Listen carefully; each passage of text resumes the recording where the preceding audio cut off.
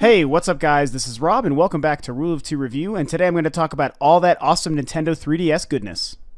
Okay, so as most of us know, a couple of days ago there was a huge, massive, surprise Japanese-only Nintendo Direct that was focused almost entirely on not just the 3DS, but the new 3DS, as in, yes, the quote-unquote new 3DS, which is the actual title for a new handheld version of the 3DS that Nintendo's releasing in Japan later this year, and in North America sometime in next year, 2015. Crazy info. No one saw this coming. It's kind of neat that it was like a surprise Nintendo Direct, and that no one really had any sort of rumors or rumblings of this coming on the 3DS front. And it's really weird. It's hard to kind of, batten down the concept of everything going on because they announced a lot of crazy stuff when it comes to the new 3DS. So just some of like the fine details that I kind of want to just touch on. It's a brand new 3DS. Some of the improved features. One of the most notable is the fact that there's like this nub on the right side that basically acts as a second analog stick. It's not exactly an analog stick or an analog slider like what the 3DS has, or even the PSP. It's literally like a nub, like how some laptops have this little nub that actually lets you move the mouse around, and that's what it is. And that's going to act as basically the second analog stick for games for like camera control and stuff. Some people are likening it to the C-Stick on the GameCube controller.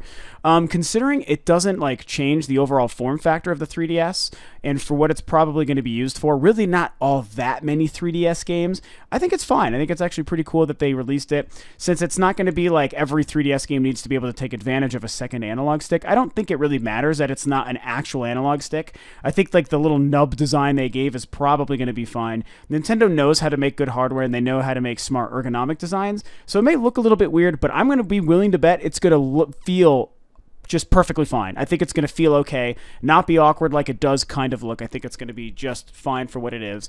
I think that the reason they're actually doing this is that it's meant to coincide with Monster Hunter 4, because I think that the 3DS comes out around the same time as Monster Hunter 4 in Japan, and we know that the Monster Hunter 4 comes out in the North America next year, so I feel like that's why the North American version of this is next year and not also this year, is that whole second analog stick type of feel and implementation is meant to kind of, influence Monster Hunter 4, which is one of Nintendo's biggest properties, especially in Japan. So that's that. Some other cool things that it's doing, like there's some small ergonomic designs, like I think they moved the volume and 3DS slider up to the top screen. On the regular sized new 3DS, I think that the 3D screen is still just a smidge bigger than it was on the older ones. What else did they do? They changed the colors of the actual face buttons to look more like the colors on the old Super Nintendo controller, which is pretty cool, just like a fun thing. One of the more practical things is the fact that there's actually two more practical things. One is that the 3D screen on top is now easier to view from any angle. From anyone who's ever tried to look at someone else playing a 3DS with the 3D on, like you can't see shit. You can't see what they're doing. The 3D gets all jacked because it's 3D. It's meant to be a first-on perspective. They've now widened that range, and apparently it's easier to see no matter which angle you're looking at it at, which even if you're just playing for yourself, I think is actually going to be pretty cool, because it's going to be easier to maintain like a solid and comfortable 3D effect when looking at it. So that's a pretty cool thing, I think.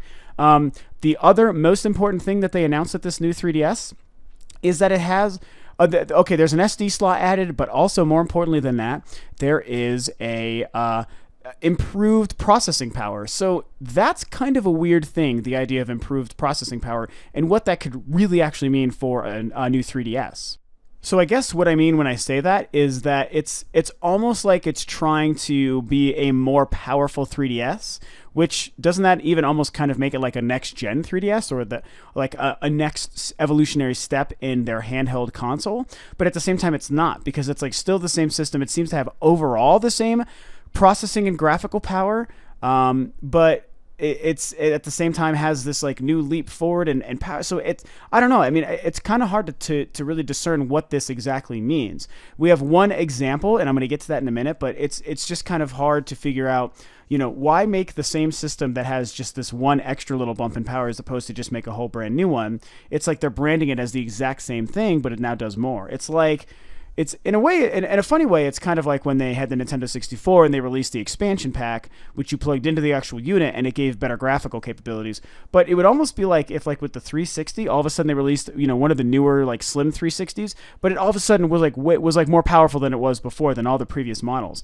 That's really, really weird, but it's not like a bad thing, right? So it's like if we think about a 3DS that has a little more processing power, like that's good. Like that's probably going to be, some games could look better or run better or what have you, but I don't think it's meant to affect anything current. And here's the other, like, pretty cool but also pretty weird thing. they announced a Xenoblade Chronicles port for the new 3DS, which is amazing. So that game being portable on the 3DS, I think is going to be so freaking cool. I think a lot more people are going to have a chance to play it. It shows a wider release and acknowledgement of Xenoblade in the US, whereas initially Nintendo wasn't even going to bring the game to the US, if you remember way back. So that's an amazing thing. I'm really glad that game is coming out, even just to support it. Even though I'm like 60 hours into the Wii version, I might actually buy it for the 3DS just because I think that's really cool. But it only can run on the new 3DS because of the new 3DS's extra processing power. So that in and of itself is like acknowledging the extra power that this system has that the other one doesn't, which means there could and will eventually be more games that could only run on the new 3DS but not on the older model 3DS. So again, that's like kind of cool and kind of not. And it's really, really hard to sort of figure out. I mean, at the end of the day, it doesn't super bother me, and I don't think it's a really bad thing that it's not, that might be some games that run on this and not on the older ones, but I do think that anyone who might have a problem with it has a very legitimate case. So I think that's my perspective. Anyone who's like, well, that's bullshit, like I can't play certain games on my old 3DS, like why do I even have it? Why'd they release this new one? And I'm like, you know what? Like, honestly, you'd kind of have a point, and I wouldn't really fault you for that. It's a very, very interesting sort of topic and debate, and it's hard to understand where to go. But on the other respect, it's like, well, hey, a 3DS that's a little bit more powerful and that can run games like Xenoblade and other newer ones going forward that the older ones can't have. So from that perspective, it's like, oh, well, that's cool. It's no longer a restriction on the older system. It's just a benefit to the newer one. So depending on your perspective, I think that there's merit on both sides. There's a valid argument either way. I'm going to overall err on the side of I think it's cool. I don't really know if and when I'm going to feel like I need to get a new 3DS, but if enough games come out for it that I can't play on my older one, I totally will have to buy one, like I certainly will. Luckily, Xenoblade isn't one of those games because I already own it on the Wii.